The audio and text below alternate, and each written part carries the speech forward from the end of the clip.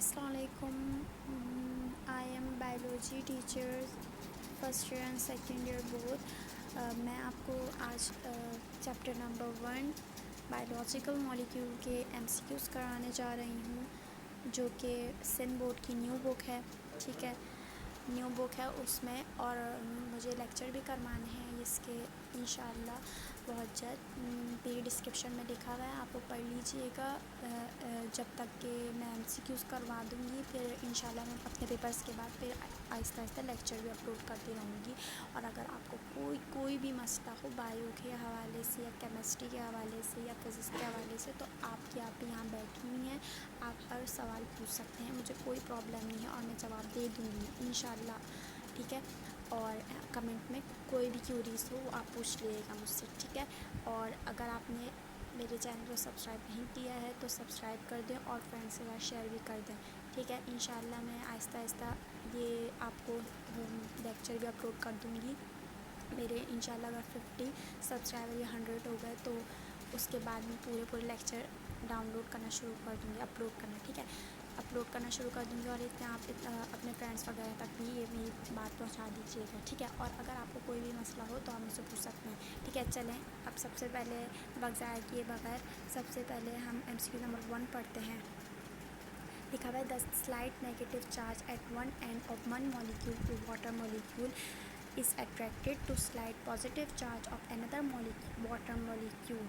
What is this attraction called? देखिए, water के molecule में दो अट्रैक्शन होती हैं, दो तरह के बॉन्ड होते हैं, एक होते हैं कोवेलेंट बॉन्ड और एक होता है हाइड्रोजन बॉन्ड। हाइड्रोजन बॉन्ड का कॉन्सेप्ट आपको समझना लाजिम है कि हाइड्रोजन बॉन्ड क्या होता है। देखिए, हाइड्रोजन बॉन्ड याद रखिएगा NOF नॉफ। ठीक है, नाइट्रोजन, ऑक्सीजन और फ्लोरीन, इसके साथ अगर हाइड्रोजन कहीं भी जुड़ा हुआ हो तो उस तरह की बॉन्डिंग को हाइड्रोजन बॉन्डिंग बोलते हैं। और इसके अलावा अगर किसी के साथ भी हाइड्रोजन जुड़ा हुआ होगा तो हाइड्रोजन बॉन्डिंग नहीं होगी। ठीक है, ये मेरी बात याद रखिएगा। अच्छा, यहाँ पर वाटर में आपको पता है, मैंने अभी NOF बोला तो उसमें O भी आता है, तो हाइड्रोजन यहाँ पर ऑक्सीजन के साथ जुड़ा हुआ है। लेकिन बच्चे यहाँ पर बहुत मिस्टेक करते हैं। यहाँ पर क्या करते हैं वो लोग, जो हाइड्रोजन और ऑक्सीजन के साथ बॉन्डिंग हुई होती है ना, तो उसको वो मान लेते हैं कि वो हाइड्रोजन बॉन्डिंग नहीं। ये आपकी सबसे बड़ी मिस्टेक है। यहाँ पर रुक जाएँ। सबसे बड़ी देखें, हाइड्रोजन एक बैंड स्ट्रक्चर होता है, वाटर एक बैंड स्ट्रक्चर है। देखें, ऑक्सीजन बीच में होता है। ठीक है, दो हाइड्रोजन साइड पे लगे हुए होते हैं, और आपको पता है ऑक्सीजन मोर इलेक्ट्रोनेगेटिव है देन हाइड्रोजन, ये बात आपको पता है। तो इसी की वजह से ऑक्सीजन इलेक्ट्रॉन को खींचता है अपनी तरफ हाइड्रोजन के। ठीक है, और हाइड्रोजन देना नहीं चाहता, तो क्या होता है, इस पर दोनों पे क्या होता है, पार्शियल साइन आ जाता है। ऑक्सीजन पे आपको पता है नेगेटिव होता है पार्शियल, और हाइड्रोजन पे पार्शियल पॉजिटिव। ठीक है, अब आपको पता है इन दोनों के बीच में हो गई कोवेलेंट बॉन्डिंग। ठीक है, कोवेलेंट बॉन्ड हो गया। अब क्या होता है कि इनके ऊपर चार्जेस हैं। ठीक है, मैंने आपको बताया H2O, दो हाइड्रोजन एक ऑक्सीजन से मिलते हैं, और ये जो साथ में मिलते हैं एक दूसरे को, तो ये कोवेलेंट बॉन्ड से जुड़ते हैं। लेकिन यहाँ पर हाइड्रोजन बॉन्ड का है, हाइड्रोजन बॉन्ड पता है क्या होता है कि हाइड्रोजन बॉन्ड जब होता है, जब आप देखें वाटर के चारों तरफ एक थोड़ी होगा वाटर का मॉलिक्यूल पानी में। आपको पता है ना कि पानी के इर्द गिर्द वाटर के मॉलिक्यूल के इर्द गिर्द H2O के और बहुत सारे H2O होंगे। ठीक है, तो वो आपस में एक तरीके से कैसे जुड़े हुए होते हैं। ठीक है, वो क्यों, क्या वजह है कि वो जुड़े हुए होते हैं, तो वो है हाइड्रोजन बॉन्डिंग। ये एक तरह की इंटरमॉलिक्यूलर फोर्स है। ठीक है, इंटरमॉलिक्यूलर फोर्स अगर आपने पढ़ी हो तो ये वो है। ठीक है, उसकी सबसे स्ट्रॉन्गेस्ट है इंटरमॉलिक्यूलर फोर्स में, लेकिन कोवेलेंट बॉन्ड से स्ट्रॉन्ग नहीं है।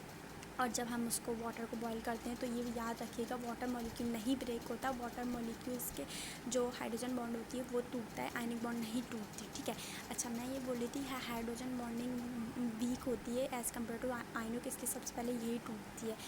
तो हाँ, यहाँ पर था कि कैसे जोड़ते हैं। ठीक है, बराबर वाला जो हाइड्रोजन मॉलिक्यूल उस पर पॉजिटिव चार्ज आ रहा है, और दूसरी यहाँ पर देखिए वर्डिंग को समझे, वर्डिंग क्या लिखी हुई है, one end of one water molecule, और नीचे यहाँ पर क्या लिखा है, पॉजिटिव चार्ज के ऊपर अनदर वाटर मॉलिक्यूल। एक ही वाटर मॉलिक्यूल की बात नहीं कर रहे, बराबर वाले की भी बात कर रहे हैं, दूसरे वाले की भी बात कर रहे हैं। तो जो दूसरे वाले का भी जाहिर सी बात है पार्शियल पॉजिटिव चार्ज आएगा, और उसके ऊपर दूसरे। तो मैं आपको ये बात समझाना चाह रही हूँ कि वाटर, अगर यहाँ पर मेरे पास पेन होता तो मैं आपको सही से समझा पाती। इंशाल्लाह मैं अपने जब लेक्चर अपलोड करूँगी तो सही से बताऊँगी पूरी वाइट बोर्ड के साथ। ठीक है, तो अभी आप ऐसे समझ लें कि ऑक्सीजन के ऊपर पार्शियल नेगेटिव है। आप डायग्राम देख लीजिएगा, ठीक है। तो मैं बल्कि यहाँ पर है ना मेरे पास डायग्राम, मैं आपको दिखा देती हूँ वाटर मॉलिक्यूल की।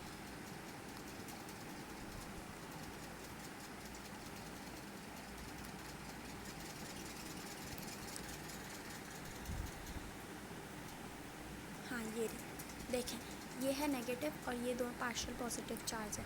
यहाँ पर देखें ये नेगेटिव है और ये पार्शियल पॉजिटिव, दोनों के हाइड्रोजन के ऊपर। अब बराबर वाले के ऊपर भी देखें, ये हाइड्रोजन बॉन्डिंग है, इसको बोलते हैं।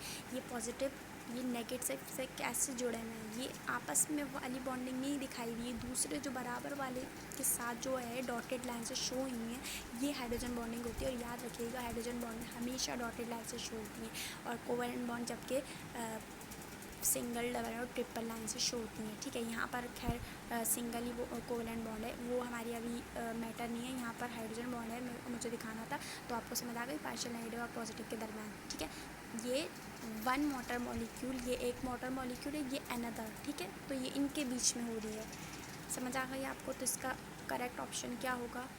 हाइड्रोजन बॉन्डिंग, ठीक है। बहुत आसान सा सवाल था ये हमारा। अब सेकंड वाले पर हम लोग आते हैं। हाँ, तो यहाँ पर है beta is the right answer, hydrogen bonding. अच्छा, tendency of water to coalesce oil drops into large droplet call. अच्छा, यहाँ पर आंसर है हाइड्रोफोबिक एक्सक्लूजन। ये आपको पूरा जब चैप्टर पढ़ेंगे तो समझ आ जाएगा इंशाल्लाह। मैं ही समझा दूँगी, आपको फिक्र नहीं करें। थोड़ा बहुत अभी यहाँ पर भी बता देती हूँ क्योंकि MCQs है तो थोड़ा बहुत समझाना पड़ेगा, ठीक है। आपकी बेसिक्स बनानी पड़ेगी। देखिए हाइड्रोफोबिक, हाइड्रो का मतलब होता है वाटर, फोबिक का मतलब होता है डर खौफ किसी चीज़ का, तो हेट या नफ़रत, ठीक है। तो हाइड्रोफोबिक एक्सक्लूजन, देखें जो ऑयल ड्रॉपलेट्स होते हैं वो नॉन पोलर होते हैं, ठीक है। आपने अगर लिपिड्स के बारे में पता है वो पढ़ा है कि वो नॉन पोलर होते हैं और वो हाइड्रोफोबिक होते हैं, जबकि न्यूक्लिक एसिड और प्रोटीन और ये सब वाटर में सॉल्युबल हो जाते हैं, ठीक है। प्रोटीन भी और कार्बोहाइड्रेट, लेकिन ये नहीं होता, कार्बोहाइड्रेट की पॉलीसेक्राइड वाली नहीं होती, ठीक है। तो मैं आपको ये बताई थी कि यहाँ पर हाइड्रोफोबिक एक्सक्लूजन क्या होती है। ये ऑयल्स, देखिए इमल्जन एक तरह का प्रोसेस आपने पढ़ा होगा। अगर पानी के अंदर आप ऑयल ड्रॉप डाल दें तो वो किस तरीके से ऐसे उसके ड्रॉपलेट्स बन जाते हैं, ठीक है। फिर वो थोड़ी देर के बाद आप देखिएगा वो इकट्ठे हो जाते हैं एक जगह और फिर बहुत बड़ा सा ग्लोब्यूल बना लेते हैं। तो वो है कि वो बीच से जितना भी वाटर है उनको साइड कर देते हैं, क्यों? क्योंकि वो हाइड्रोफोबिक है, उनको हेट है, नफरत है पानी से, तो वो हटा देते हैं और इकट्ठे हो जाते हैं एक जगह, ठीक है। यही प्रोसेस ये हमारे सेल मेम्ब्रेन में अप्लाई होता है। खैर यहाँ पर उन्होंने बोला हुआ है कि वो टेंडेंसी, मतलब ये प्रॉपर्टी पूछ रहे हैं वाटर की, to collapse while droplet into large one को, तो ये बोलेंगे hydrophobic exclusion. Right option is beta. अच्छा, नंबर थर्ड है the covalent bond between two monosaccharide is called.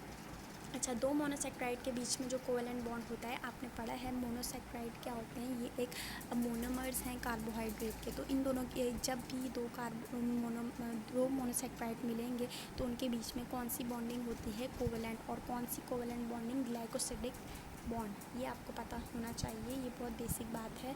और पेप्टाइड बॉन्ड होती हैं। यहाँ पर अल्फा जो आंसर है वो प्रोटीन का है। सी वाला फॉस्फोडाइस्टर बॉन्ड, ये तो न्यूक्लिक एसिड का, ये गलत होगा। बी ईस्टर बॉन्ड नहीं हो सकता, ईस्टर बॉन्ड लिपिड में होता है, जबकि यही बचा है ग्लाइकोसिडिक बॉन्ड। और ये आपको पता है ग्लाइको से निकला है, ग्लाइको का मतलब ग्लूकोज से निकला है, ठीक है। तो ये वैसे बहुत ईजी है। और ये सारे जितने भी मैं आपको बता रही हूँ सारे कोवेलेंट बॉन्ड हैं, चारों के चारों। अच्छा, number 4 most abundant carbohydrate found in nature. इसका आंसर सेलुलोज है। सेलुलोज क्यों हो? क्योंकि प्लांट की जो सेल वॉल होती है वो सेलुलोज से मिलकर बनी होती है। मिडिल लैमेला की बात नहीं कर रही मैं, प्राइमरी सेल वॉल की बात कर रही हूँ, वो सेलुलोज से मिलकर बनी होती है। अच्छा, most abundant organic compound of the cell which carry out virtually all of the cell activity. अच्छा, वो कौन सा ऑर्गेनिक कंपाउंड है? ऑर्गेनिक कंपाउंड पूछा है सेल का, जो क्या करता है? Carry out. और अच्छा हाँ, ऑल सेल एक्टिविटीज़, सेल की सारी एक्टिविटी को कौन कंट्रोल करता है? तो वो है न्यूक्लिक एसिड। न्यूक्लिक एसिड कैसे? डीएनए और आरएनए आपने पढ़ा है, वो न्यूक्लिक एसिड की टाइप है। तो ये सारी प्रॉपर्टी वो उसकी कंट्रोल करता है सेल की। कैसे? प्रोटीन भी सिंथेसिस करता है और कार्बोहाइड्रेट और लिपिड भी बनती है, ठीक है। यही बताते हैं कि कहाँ पर कौन सी प्रोटीन बन रही है, तो यही सारी एक्टिविटी को कंट्रोल करता है। ट्रांसलेशन, ट्रांसक्रिप्शन भी आपने पढ़ाई होगी, ठीक है। तो इसका राइट आंसर है 4 is the right answer, nucleic acid. अच्छा, number 6, all amino acid have same formula except. सबका फार्मूला देखिए, अमाइनो एसिड में मैंने आपको बताया है, मैं आपको स्ट्रक्चर दिखा देती तो दिखा देती हूँ अभी।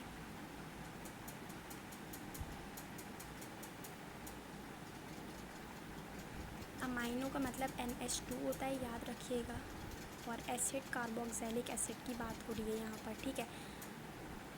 आई थिंक यहाँ नीचे चला गया है ये, here no your spats lipids and ये है लिपिड्स की बात हो, न्यूक्लिक एसिड आई थिंक ऊपर है ये, अमाइनो एसिड, यस। ये रहा स्ट्रक्चर, देखें यहाँ पर कार्बोक्सिलिक एसिड ये है। अच्छा, ये अमाइनो ग्रुप NH2 मैंने आपको बताया, ठीक है।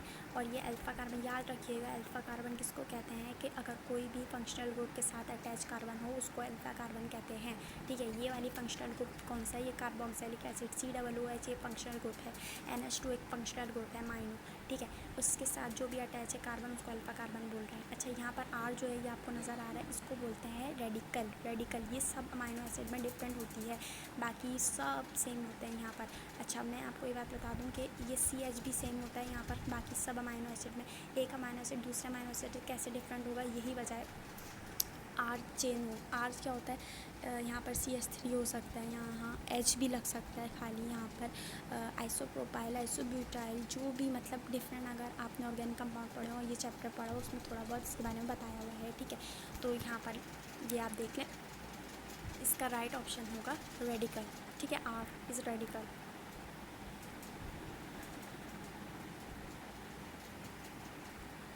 Radical, yes, Charlie is the right answer. अच्छा, 7 है, try hydroxy alcohol made up of 3 carbon atom called. अच्छा, ट्राई हाइड्रोक्सी OH ग्रुप को बोलते हैं, और अल्कोहल जो है, अल्कोहल में फंक्शनल ग्रुप OH ही होता है, ठीक है। तो 3 OH लगे हुए हैं और 3 कार्बन लगे हुए हैं, तो वो कौन सा ऐसा अल्कोहल का जो है ग्रुप है जो जो 3 कार्बन के साथ अटैच है, देखें, इसको बोलते हैं glycerol. Beta is the right answer. कैसे, देखें, ये एक, जब आप पढ़ेंगे यहाँ पर स्ट्रक्चर देखेंगे ट्राई हाइड्रोक्सी अल्कोहल, तो उसमें एक कार्बन के साथ एक OH अटैच है, तो 3 कार्बन हो गए तो 3 OH अटैच हो गए, उसको बोलते हैं ग्लिसरॉल। और ये लिपिड की ट्राई एसाइल ग्लिसरॉल का मेन जो इम्पॉर्टेंट वो है, बैकबोन में आप जिसे कहते हैं, वो है ये, ठीक है। मतलब कि ग्लिसरॉल मिलता है और 3 फैटी एसिड मिलते हैं, तब जाके ये बनता है, ठीक है, लिपिड ट्राई एसाइल ग्लिसरॉल। ये लिपिड की जो है मोस्ट इम्पॉर्टेंट टाइप है। अच्छा, नंबर 8, अच्छा, इसका आंसर मैं आपको बता चुकी हूँ, beta. Large and important class of lipid made up of isoprenoid unit called.